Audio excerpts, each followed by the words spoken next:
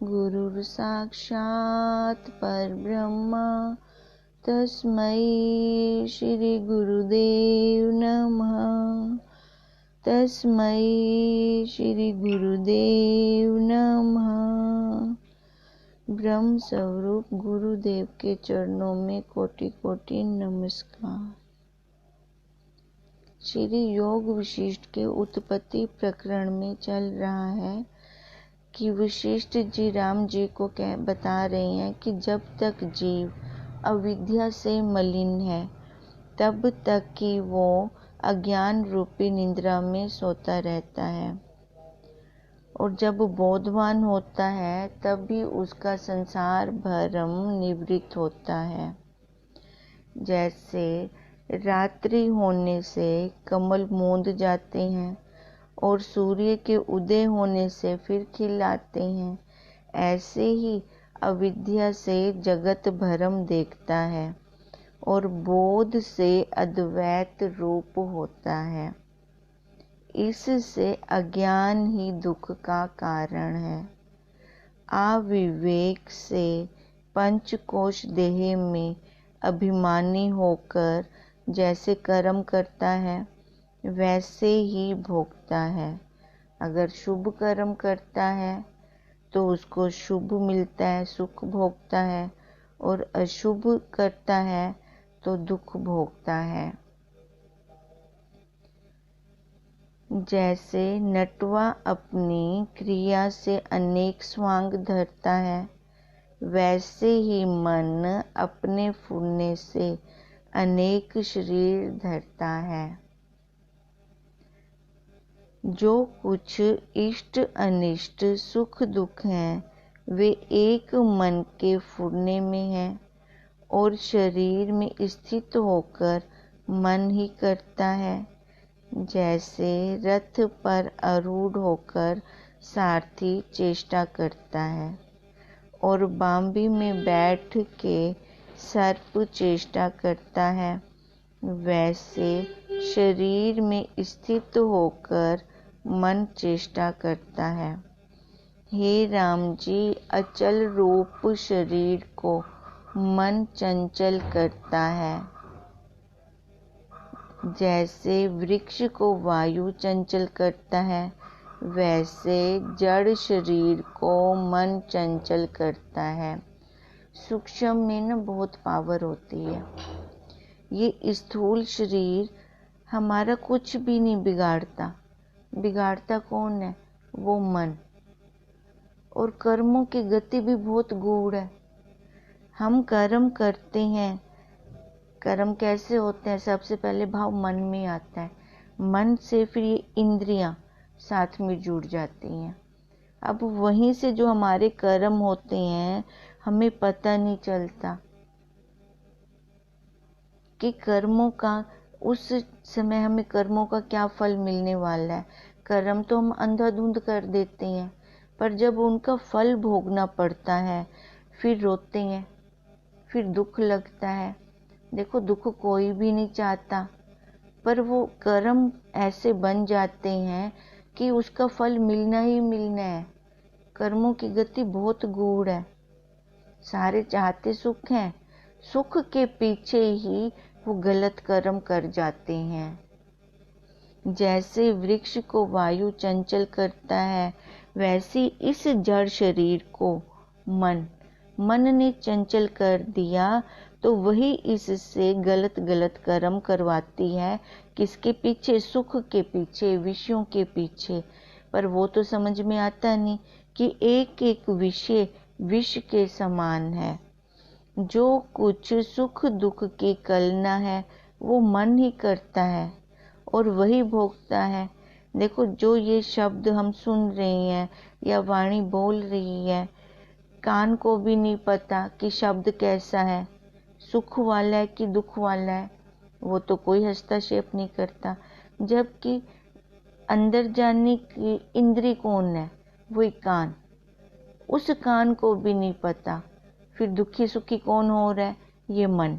उसके साथ जुड़ता है तो ये फिर भोक्ता भी बनता है, और वही मनुष्य है, वही जीव है। हे राम जी, जब लवण का वृत्तांत सुनो। लवण राजा मन के भरम से चंडाल हुआ। जो कुछ मन से करता वही सफल होता है। हे राम जी, एक काल में हरिश्चंद्र के कुल में उपजा राजा लवण लवण एकांत बगीचे में बैठ के विचारने लगा कि मेरा पितामह बड़ा राजा हुआ है और मेरे बड़ों ने राजसूय यज्ञ किए हैं। मैं भी उनके कुल में उत्पन्न हुआ हूँ, इससे मैं भी राजसूय यज्ञ करूं। इस प्रकार चिंतना करके लवण ने मानसी यज्ञ आरंभ किया और देवता, ऋषि, सूर्य, मुनीश्वर, अग्नि, पवन आदि देवताओं के मन से उन्होंने फिर पूजा की। मंत्र और सामग्री जो कुछ राजसूय यज्ञ का कर्म है सो संपूर्ण करके मन से दक्षिणा दी। 1.25 वर्ष पर्यंत उसने यह यज्ञ किया। अब ये यज्ञ कैसे कर रहा है? मन से। और मन ही से उसका फल भोगा। इससे हे राम जी, मन ही सब कर्म करता है और मन ही भोगता है। जैसा चित्त है वैसा ही पुरुष है। पूर्ण चित्त से पूर्ण होता है और नष्ट चित्त से नष्ट होता है। अर्थात जिसका चित्त आत्म तत्व से पूर्ण है सो पूर्ण है। देखो, फिर उसको कोई दुख नहीं है। जिसकी वृत्ति अंतर्मुख हो गई तो उसने अपने स्वरूप को पाया, तो वो संसार अधूरा है, वो पूर्ण नहीं है। अगर हम संसार की तरफ जाते हैं तो वहाँ पे दुख है। और जो आत्म तत्व से नष्ट चित्त है वह नष्ट पुरुष है। अर्थात जिसने पुरुषार्थ करके अपने स्वरूप को नहीं पाया वो इस संसार में ही चक्कर लगा रहा है। हे राम जी, जिसको यह निश्चय है कि मैं देह हूँ वह नीच बुद्धि है और अनेक दुखों को प्राप्त होगा। और जिसका चित्त पूर्ण विवेक में जागा है उसको सब दुखों का अभाव हो जाता है। जैसे सूर्य के उदय होने से कमलों का संकुचना दूर हो जाता है और वे खिल आते हैं, वैसे ही विवेक रूपी सूर्य के प्रकाश से रहित पुरुष दुखों में संकुचित रहते हैं। क्योंकि विवेक नहीं है, विचार नहीं है, तो दुख उनको है ही है। फिर जो विवेक रूपी सूर्य के प्रकाश से प्रफुल्लित हुए हैं वे संसार के दुखों से तर जाते हैं। इति श्री योग विशिष्ट उत्पत्ति प्रकरणे सुख दुख भोक्तव्य उपदेश कथा नाम 90 सर्गा। राम जी ने पूछा, हे भगवन, राजा लवण ने राजसूय यज्ञ मन से किया और मन से ही उसका फल भोगा, परंतु ऐसा सांबरी कौन था जिसने उसको भरम दिखाया? वशिष्ठ जी बोले, हे राम जी, जब वह सांबरी लवण राजा की सभा में आया तब मैं वहाँ था। मुझसे लवण और उसके मंत्री ने पूछा कि यह कौन है। तब मैंने उनसे जो कुछ कहा था वह तुमसे भी कहता हूँ। हे राम जी, जो पुरुष राजसूय यज्ञ करता है उसको 12 वर्ष की आपदा प्राप्त होती है। वह अनेक दुख देखता है। राजा लवण ने जो मन से यज्ञ किया इसलिए उसको आपदा भी मन से ही प्राप्त हुई। स्वर्ग से इंद्र ने अपना दूत आपदा भुगवाने के निमित्त भेजा। वह सांबरी का रूप होकर आया और राजा को चंडाल की आपदा भुगतवाकर फिर स्वर्ग में चला गया। हे राम जी, जो कुछ मैंने प्रत्यक्ष देखा था वह तुमसे कहा। इससे मन ही करता है और मन ही भोगता है। जैसे जैसे दृढ़ संकल्प मन में फुरता है उसके अनुसार उसको सुख दुख का अनुभव होता है। हे राम जी, जब तक चित्त फुरता है तब तक आपदा प्राप्त होती है।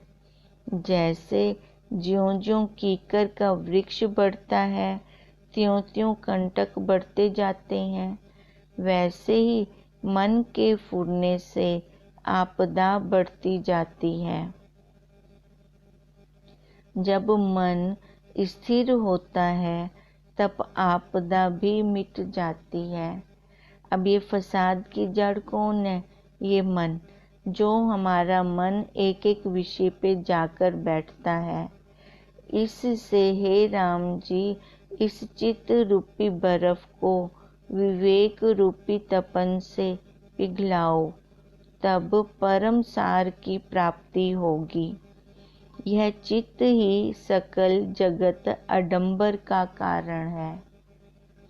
उसको तुम अविद्या जानो।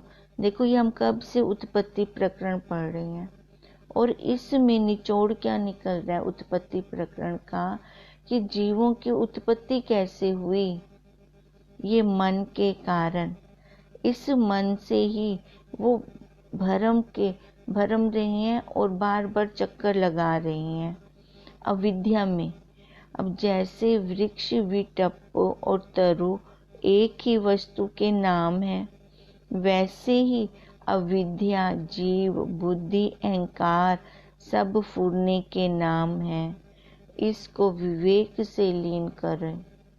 जब तक विवेक नहीं जगता तब तक ये अविद्या हमारी नष्ट नहीं होने वाली। जब तक विवेक विचार नहीं होता कि ये जन्म मैंने मनुष्य जन्म क्यों लिया है।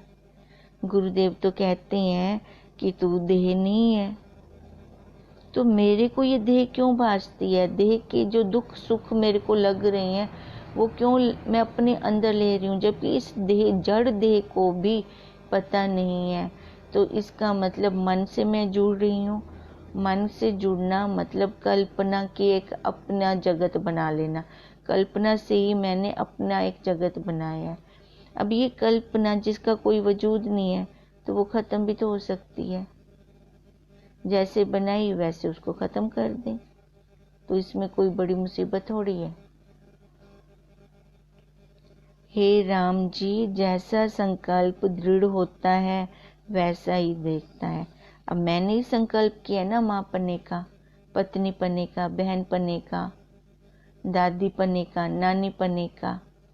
अब यही संकल्प अगर मैं बदल के यही करती हूँ कि मैं ब्रह्म हूँ, किसी को कोई घाटा थोड़ी होगा, किसी को कोई लॉस थोड़ी होगा, कोई हमसे नाराज थोड़ी होगा कि अब तूने तो माँ वाला संकल्प छोड़ दिया। हमारे मन को कोई भी नहीं चाहता, हमारे तन को चाहते हैं। इन इंद्रियों का वो जूस लेना चाह रहे हैं बस। अब तो हम समझदार बन जाएं, उतना व्यवहार करें जितना जरूरत का है। फालतू का व्यवहार करके हम अपने आप को ही थकाते हैं। अब थका हुआ शरीर देखो साधना में नहीं बैठ सकता, फिर इसको होएगा कि इससे पहले शरीर को आराम दिया जाए। हाय मैं बहुत अब थक गई हूँ, मैं पहले सोऊंगी, आराम करूंगी। अब जन्म जन्म से हम यही क्रिया करते आ रहे हैं। इसको थका थका कर अपना काम तो होता नहीं थके हुए शरीर से, क्योंकि अभी इतनी दृढ़ता नहीं है कि मैं इस शरीर को अपने से अलग देख पाऊं। अगर वो दृढ़ता नहीं बन रही तो ऐसे से ही ऐसे भी हमारा काम बन जाएगा। अगर हम बनाएं तो ऐसे भी हमें अपनी मंजिल मिल जाएगी। अब यही बार बार वशिष्ठ जी राम जी को कह रही हैं कि जैसा संकल्प दृढ़ होता है वैसे ही फिर हमें आगे दिखाई देता है। हे राम जी, वह कौन पदार्थ है जो यत्न करने से सिद्ध ना हो, जो हट से ना फिरे तो सब सिद्ध होता है। जैसे बर्फ के बासनों को जल में डालिए तो जल से एकता ही हो जाती है, फिर वो बर्फ कहाँ गई, वही जल रूप ही हो गई। तैसे ही आत्म बोध से सब पदार्थों की एकता हो जाती है। ये जीव जो इस दायरे में है, शरीर वाले दायरे में है, ये एक लाइन, ये छोटी लाइन, और वो ब्रह्म, वो हो गया बड़ी लाइन। अब छोटी लाइन को बड़ी लाइन में मिला दो तो छोटी लाइन का कोई वजूद रहेगा, वो वैसे ही बड़ी लाइन हो जाएगी। फिर अब छोटी छोटी नदियाँ जाके समुद्र से मिलती हैं तो उनका जो नाम होता है वो फिर रहता है, उनका नाम रूप वहीं खत्म हो गया, फिर उनकी उपाधि भी क्या हो गई, समुद्र, वो उसी जल में एक में खो गई। ऐसी वशिष्ठ जी कह रही हैं कि आत्म बोध से सब पदार्थों की एकता फिर हो जाती है। जैसे बर्फ को जल में डालिए तो वो एक रूप हो जाता है। राम जी ने फिर पूछा, हे भगवान, आपने कहा कि सुख दुख सब मन ही में स्थित है और मन ही की वृत्ति नष्ट होने से नष्ट हो जाते हैं। सो चपल वृत्ति कैसे क्षय हो। वशिष्ठ जी ने कहा, हे रघुकुल में श्रेष्ठ और आकाश के चंद्रमा, मैं तुमसे मन के उपशम की युक्ति कहता हूँ। राम जी का क्वेश्चन तो ये था कि इस मन को अब कैसे खत्म करें, इस मन को कैसे उपशम करें। अब वशिष्ठ जी वही युक्ति बता रही हैं। जैसे सवार के वश घोड़ा होता है, तैसे ही मन तुम्हारे वश रहेगा। जब घुड़सवारी करते हैं तो उसके वश में होता है घोड़ा, जो ऊपर सवार बैठा है।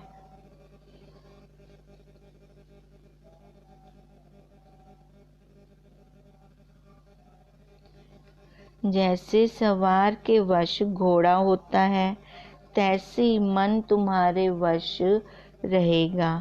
हे राम जी, सब भूत ब्रह्म ही से उपजे हैं। उनकी उत्पत्ति 3 प्रकार की है। एक है सात्विकी, दूसरी है राजसी, तीसरी है तामसी।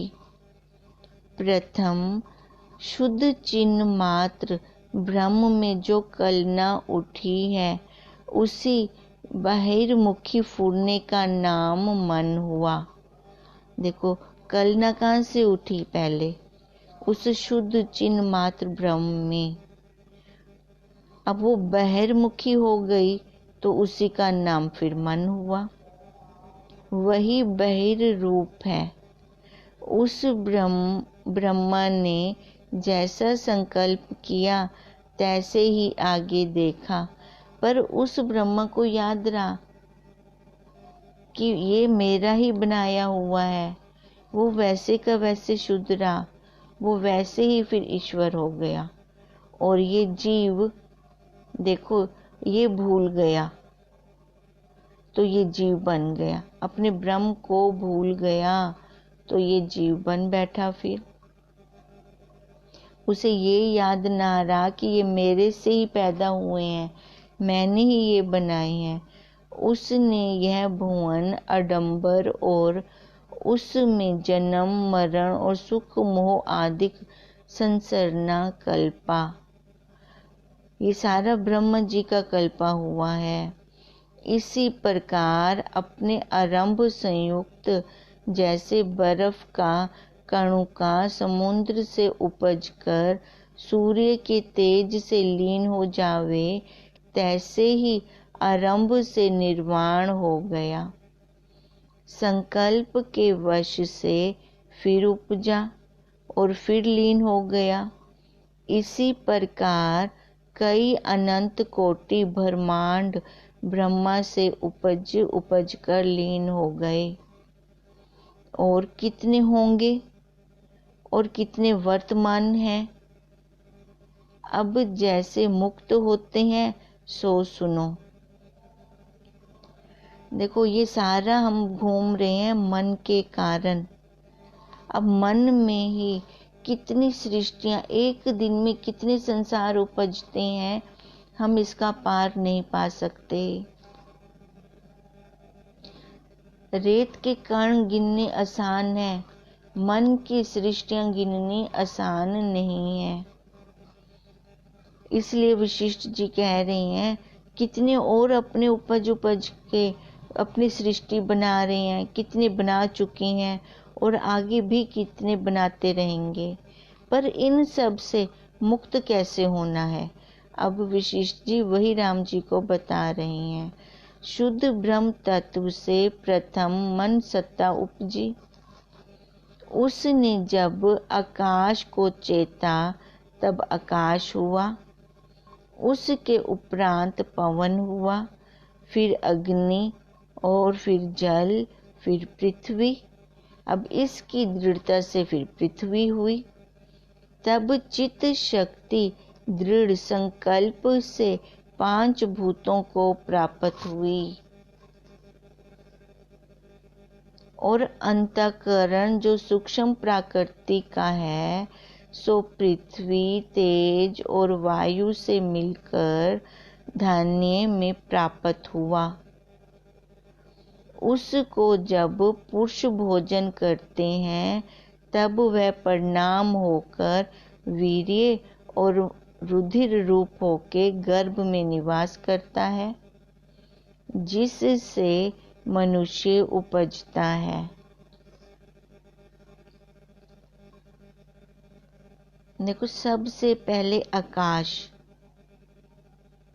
अब आकाश का गुण शब्द, फिर उसके बाद आकाश के बाद वायु।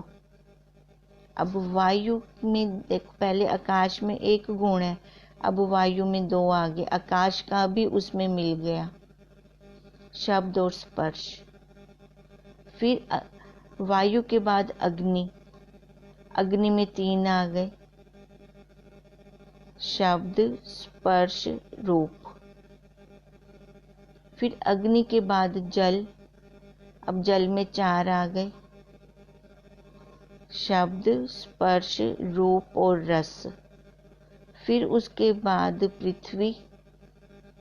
अब देखो अब पृथ्वी में 5 आ गए शब्द, स्पर्श, रूप, रस और गंध। अब ये जिसमें 5 के 5 आ गए, वहां पे देखो ऊपर से स्थूलता आती जा रही है। अब सबसे ज्यादा स्थूलता तो नीचे कहाँ आ गई? पृथ्वी में। अब पृथ्वी इतनी कठोर बन गई। अब कठोरता में ये अन्न उत्पत्ति हुई, अन्न की उत्पत्ति से फिर भोजन। अब भोजन जिसने लिया परिणाम क्या हुआ? उसका वीर्य बना, मांस बना, हड्डियां बनी। अब फिर वही गर्भ में निवास आया। फिर ऐसे ही मनुष्य की उत्पत्ति हुई। तभी इस मनुष्य को अन्नमय कोश भी कहते हैं, क्योंकि इसकी उत्पत्ति कहाँ से हुई? अन्न से। अगर एक दिन इसको अन्न नहीं मिलता तो इसकी हालत देखो क्या होती है। अब यही वशिष्ठ जी राम जी को कह रहे हैं कि इसकी उत्पत्ति कैसे हुई, जिससे मनुष्य उपजता है। पुरुष जन्म मात्र से वेद पढ़ने लगता है, फिर गुरु के निकट जाता है और क्रम से उसकी बुद्धि विवेक द्वारा चमत्कारवान हो जाती है। तब उसको ग्रहण और त्याग और शुभ अशुभ में विचार उपजता है। देखो, ये सतयुग की बात चल रही है। वो फिर जैसे जन्म मात्र से ही वेद पढ़ने लगता है। आजकल तो वेद नहीं पढ़ते बच्चे कोई भी। आजकल तो उनको कलयुग का प्रभाव है कि बाहर वाली विद्या पढ़ाई जाती है। पहले तो आश्रम होते थे, गुरुकुल होते थे, तभी वो वेद पढ़ते थे और गुरु के निकट बैठते थे। गुरु की महत्ता उनको प्राप्त होती थी, उनको पता होती थी। क्रम से फिर उसकी बुद्धि भी खुल जाती थी और चमत्कारवान हो जाती थी, चमकने लगती थी। क्योंकि खजाना कहाँ है? बाहर नहीं है, खजाना सारा अंदर ही है। पहले वही युक्तियाँ, चाबियाँ गुरु देते थे गुरुकुल आश्रम में। आजकल तो ऐसी विद्या है ही नहीं। तभी तो उसको विवेक विचार मनुष्य को नहीं जागता, शुभ अशुभ का नहीं पता चलता। पहले उनको विवेक विचार उपजता था, तभी शुभ और अशुभ में वो विचार कर लेते थे और निर्मल अंतःकरण सहित स्थित होता है और क्रम से सप्त भूमिका चंद्रमा की न्यायी उसके चित्त में प्रकाशती है। देखो, यही गुरुकुल का फायदा होता है। वहीं आश्रम में जाकर रहने से हमारी बुद्धि खुलती है। इति श्री योग विशिष्ट उत्पत्ति प्रकरणे सात्विक जन्म अवतारो नाम 91वां सर्गा। ये 90 सर्गा समाप्त हुआ। 91वें सर्गा शुरू कल करते हैं हम इसको। अब ओम ओम ओम।